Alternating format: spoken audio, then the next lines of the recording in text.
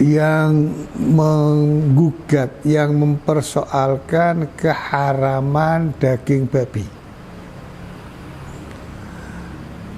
Ini adalah pendapat dari beberapa orang dan kemungkinan Muslim yang mengatakan antara lain bahwa larangan memakan daging babi itu khinzir, itu tafsir ulama.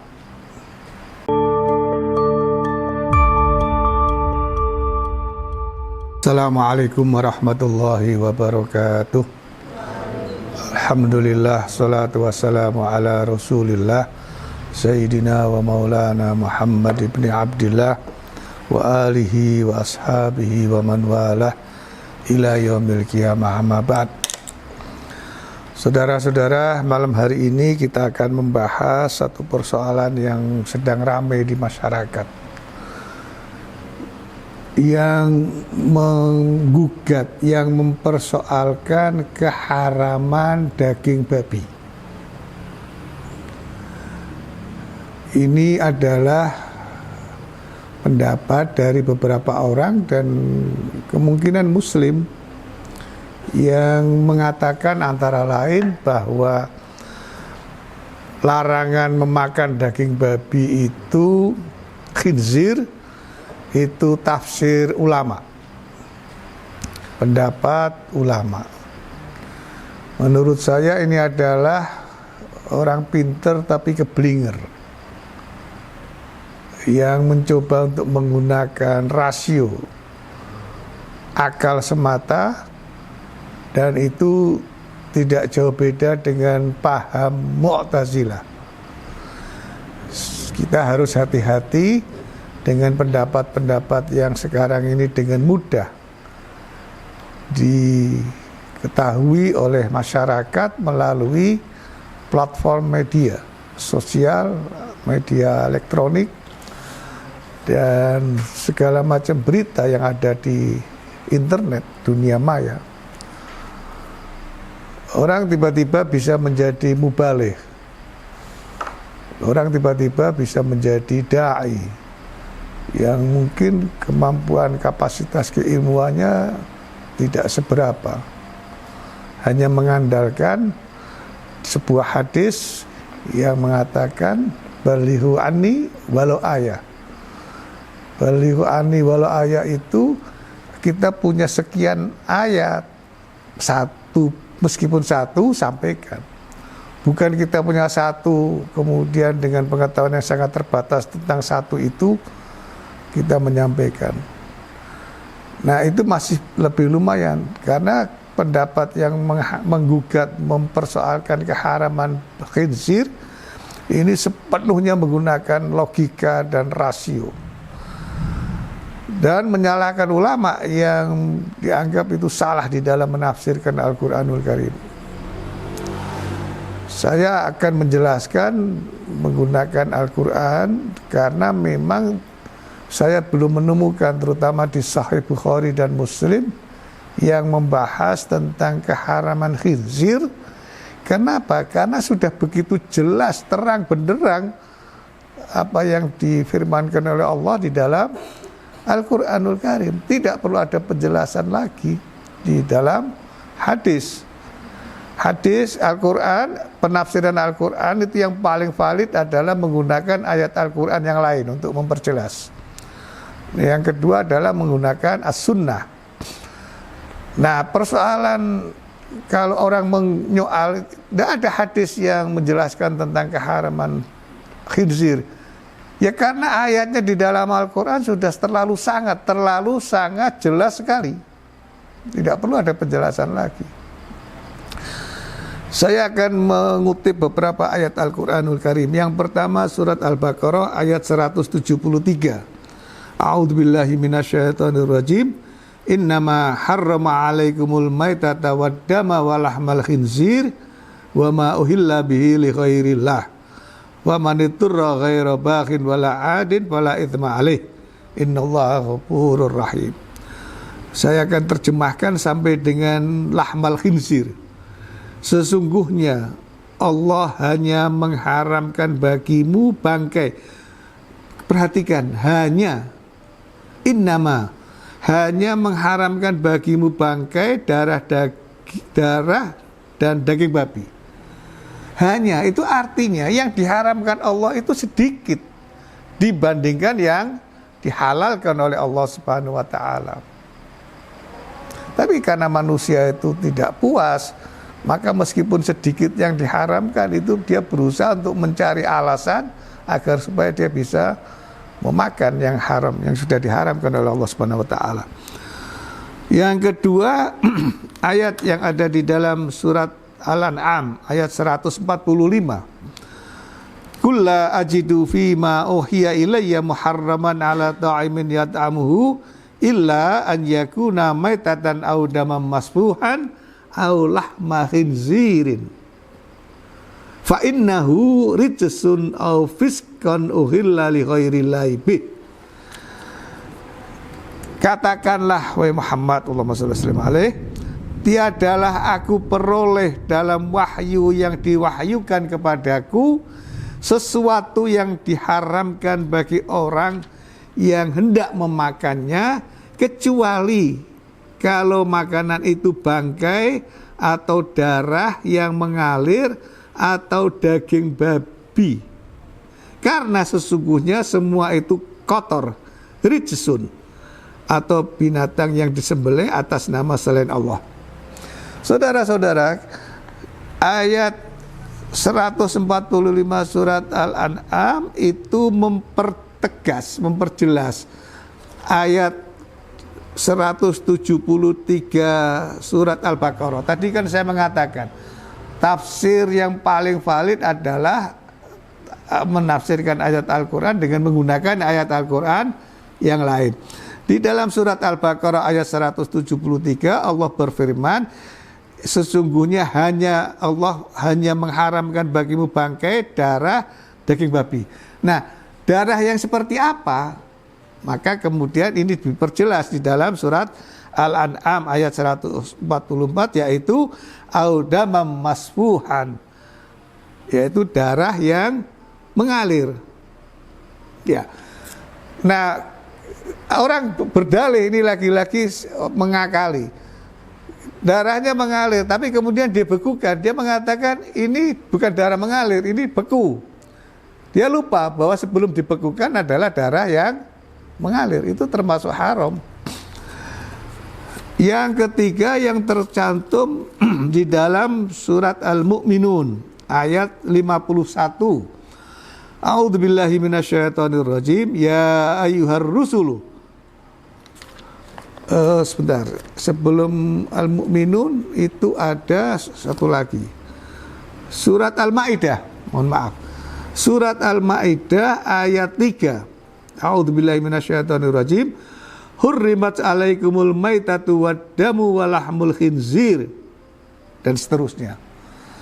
Diharamkan bagimu memakan bangkai, darah daging babi.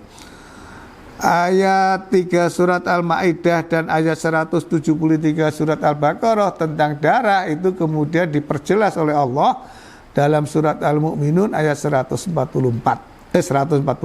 mohon maaf. Yaitu darah yang mengalir. Nah, saudara-saudara perhatikan ayat 173 surat Al-Baqarah itu didahului dengan ayat 172 yang berbunyi ya ayyuhalladzina amanu kulu min thayyibati ma razaqnakum washkuru lillahi in kuntum iyyahu ta'budun. Hai orang-orang yang beriman, makanlah di antara rezeki yang baik-baik yang kami berikan kepadamu. Kemudian baru ayat 173 menjelaskan tentang keharaman bangkai, darah, dan khinzir. Itu artinya apa? Artinya pertama Allah perintah kepada kita agar kita memakan makanan yang baik, yang thayyibat, baik halal ya, yang thayyibat. Baru kemudian Allah menjelaskan larangan itu pun tidak banyak. Makanya Allah menggunakan kata innama. Ya, hanya 3, hanya itu saja. Nah, itu seperti halnya di dalam surat Al-Mu'minun ayat 51. Ketika Allah Subhanahu wa taala berfirman, "Ya ayyuhar rusulu kulu minat thayyibat wa'malu shaliha." Hai Rasul-Rasul, makanlah dari makanan yang baik-baik. Jadi Allah menetapkan tentang keharaman, tapi juga Allah menetapkan, memerintahkan tentang perintah untuk makan makanan yang baik. Itu kan berarti sudah double, jelas, sangat clear. Ya. Nah, kenapa orang mempersoalkan? Pertama, mereka yang menyoal tentang keharaman ini mengatakan ini ayat ini tidak kontekstual. Ini ayat bersifat sejarah. Saudara-saudara, Al-Kisah menurut beberapa catatan, dulu memang larangan untuk memakan daging khinzir itu karena khinzir yang memiliki penyakit bawaan, yang punya penyakit yang kotor, yang mengganggu, membahayakan kesehatan dan sebagainya dan sebagainya. Nah, mereka berdalih yang menolak itu kan kalau dia tidak diternakkan di dalam sebuah sistem yang higienis. Artinya khinzir yang dulu dilarang itu khinzir yang liar, yang tidak sehat, yang membawa penyakit. Nah, hari ini orang bisa melakukan rekayasa untuk menghilangkan potensi penyakit yang dibawa oleh khinzir. Orang bisa menggunakan peternakan yang bersih, yang sehat. Maka kata mereka, kalau itu bisa dilakukan berarti tidak haram. Nah, mereka lupa karena larangan itu tidak hanya persoalan kesehatan. Larangan itu tidak hanya persoalan sifat dari daging khinzir yang negatif, tetapi larangan itu adalah sebagai sebuah ujian bagi umat Islam untuk sebuah testing kesehatan. Untuk sebuah testing ketaatan kita kepada Allah Subhanahu wa taala. Ini tidak ada terkait dengan persoalan. Seandainya di dalam hikmah larangan itu kemudian kita membuat kita menjadi lebih sehat, itu adalah sebuah hikmah dari larangan atau perintah untuk tidak memakan. Tetapi substansinya adalah ada perintah, maka lebih baik kita sami'na wa ata'na. Kita ikuti saja perintah itu. Perintah larangan ya jangan kita lakukan, perintah untuk melakukan ya kita kerjakan. Yang kedua, mereka berdalih bahwa larangan memakan daging khinzir itu konstruksi sosial budaya. Karena seperti yang tadi ada di dalam surat Al-Maidah, rijsun. Iya. Atau surat Al-An'am ayat 145. Aulah ma khinzirin fa innahu rijsun. Kotor, najis. Ya. Kotor itu konstruksi sosial budaya. Memang sesuatu yang kita anggap kotor belum tentu di dalam konstruksi sosial budaya masyarakat lain itu kotor. Ya, bagi orang Indonesia ngentut itu sebuah aib, ya aib. Makanya kalau ada orang ngentut ditanya nggak ngaku, karena aib. Tapi di dalam konstruksi sosial masyarakat lain, yang menjijikkan itu bukan ngentut, yang menjijikkan itu bersin, ya, karena keluar kotoran dari hidung itu, apalagi warnanya hijau, wah masya Allah. Tapi ngentut itu nggak ada masalah bagi mereka. Dari itu memang iya betul konstruksi sosial tentang rijsun. Tetapi jangan lupa Yang mengatakan ritsun itu Allah Subhanahu wa ta'ala. Kalau yang mengatakan itu adalah manusia, dia bisa berbeda sesuai dengan kultur dan konstruksi sosial mereka. Tapi ketika Allah Subhanahu wa ta'ala mengatakan ritsun, universal, tidak boleh kita kemudian menggunakan standar sosial dan budaya masyarakat lain yang menganggap daging khinzir itu boleh dan tidak apa-apa. Tidak bisa kita gunakan landasan atau ukuran sosial dan budaya dari masyarakat yang memakan daging khinzir. Ya. Yang ketiga, mereka yang menolak keharaman itu menganggap ini mencegah atau menghalangi sebuah integrasi sosial. Gara-gara ada makanan yang diharamkan, maka kemudian terjadilah segregasi sosial. Menurut saya ini sangat berlebihan. Mereka lupa dengan sejarah bagaimana umat Islam itu tanpa harus meninggalkan prinsip dasar di dalam bersyariat. Salah satunya adalah tidak memakan daging khinzir. Kemudian tidak terjadi integrasi sosial. Sangat keliru.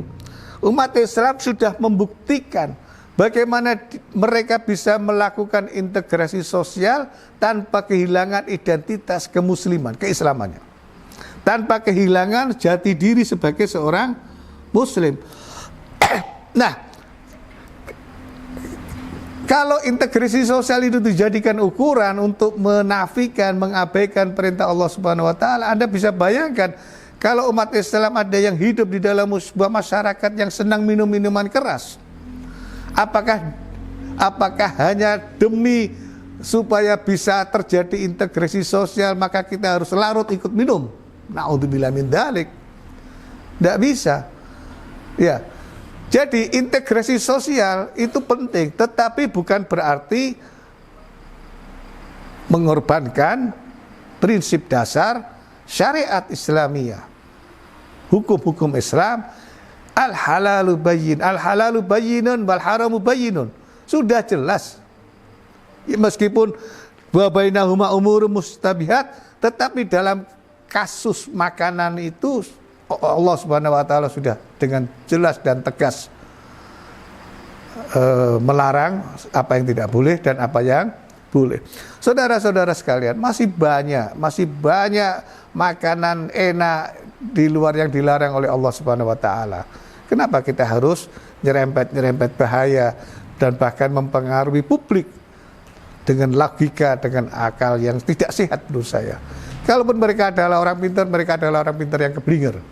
Mudah-mudahan kita tidak termasuk bagian dari mereka. Allahumma amin ya rabbal alamin. Kurang lebihnya mohon maaf. Wallahul muwaffiq ila aqwamit thoriq. Assalamualaikum warahmatullahi wabarakatuh.